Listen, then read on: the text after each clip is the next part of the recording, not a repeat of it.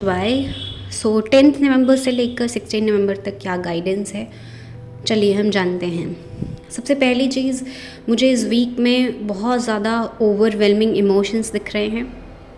Emotions के aspect में बहुत फ्लक्चुएशन रहेगी।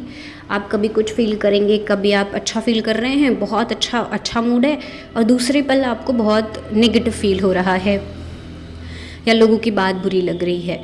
एक इमोशनल सेटिस्फैक्शन जो है इस वीक में आपको नहीं मिलने वाला है। बहुत फ्लक्चुएशन दिख रही है। कुछ ऐसे पल होंगे कि अब आपको कुछ डिसाइड करना है पर आप कर नहीं पा रहे हो। आपके इमोशंस अप्स एंड डाउन जा रहे हैं बार, एंड जिसकी वजह से आप किसी से झगड़ा कर सकते हो। ये इमोशन आउटबर्स्ट होगा आपकी फैमिली में, ठीक है, फ्रेंड्स में, एंड साथ में आपके ना जो फाइनेंसेस को लेकर कुछ डिसीजन लेने हैं उसमें आप गलती कर सकते हो। इमोशन बेस्ड डिसीजन लोगे जिसकी वजह से आपको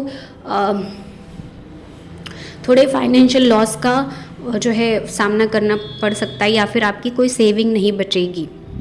तो थोड़ा सोच समझ कर इन्वेस्ट करें या पैसों का इस्तेमाल करें। एक बहुत इम्पॉर्टेंट बात जो मुझे समझ में आ रही है कि आपको कितना भी फ्रस्ट्रेशन हो, इमोशनल आउटबर्स्ट हो, अपने फ्रेंड से, अपने कलीग से, अपने आसपास ऐसे रिश्ते हैं जो आपको बहुत समझते हैं, उनसे हेल्प ज़रूर लें, उनसे सपोर्ट ज़रूर लें, उनसे बात ज़रूर शेयर करें। वो आपको हेल्प करेंगे उन इमोशनल आउटबर्स्ट को फील करने के लिए, उसको समझने के लिए। एंड ये सब चीज़ें बहुत एक स्टेप बाय स्टेप सीरीज़ में होने वाली हैं इस वीक में। पहले आपको पहले और आज एक दो दिन तो आपको बहुत फ्रस्ट्रेशन महसूस हो सकती है, 2 दिन तक स्पेशली, एंड देन उसके बाद आपको बहुत सारे ऐसे लोग भी मिलेंगे, आपके फ्रेंड्स ही आपसे कम्युनिकेट करेंगे, जिससे आप अपने इमोशंस को समझ पाओगे, शेयर कर पाओगे, उसे एक्सपीरियंस कर पाओगे, एंड देन आप जो है थोड़ा सा स्टेबल महसूस करोगे। और end of this week there will be stability in terms of emotions. तो ये तो बात रही इमोशंस की।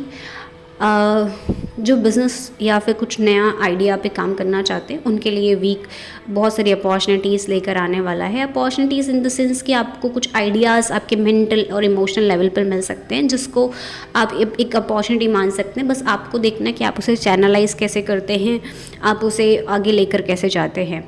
कोई भी फाइनेंशियल डिसीज़न इस वीक में लेने से बचे, बिकॉज इस वीक में आप बहुत अनस्टेबल हैं पहले तो इमोशनल लेवल पर, और जिसकी वजह से आप इमोशन बेस्ड डिसीजन लेंगे तो वो आपके लिए ख़तरनाक होगा और वो आपको लॉसेस करवा सकता है। इसलिए थोड़ा पॉज करके, स्टेबल हो के, किसी से गाइडेंस लेके, किसी से हेल्प लेके, डिस्कस करके उसके बाद आप कोई भी फाइनेंशियल डिसीजन लीजिएगा, ठीक है। आपका जो भी फाइनेंशियल लेवल पर गोल है, करियर में, जॉब में, बिजनेस में, वो अचीव करने के लिए आपको अपने कंफर्ट जोन से बाहर आना पड़ेगा। यही आपको ये वीक समझाने वाला है।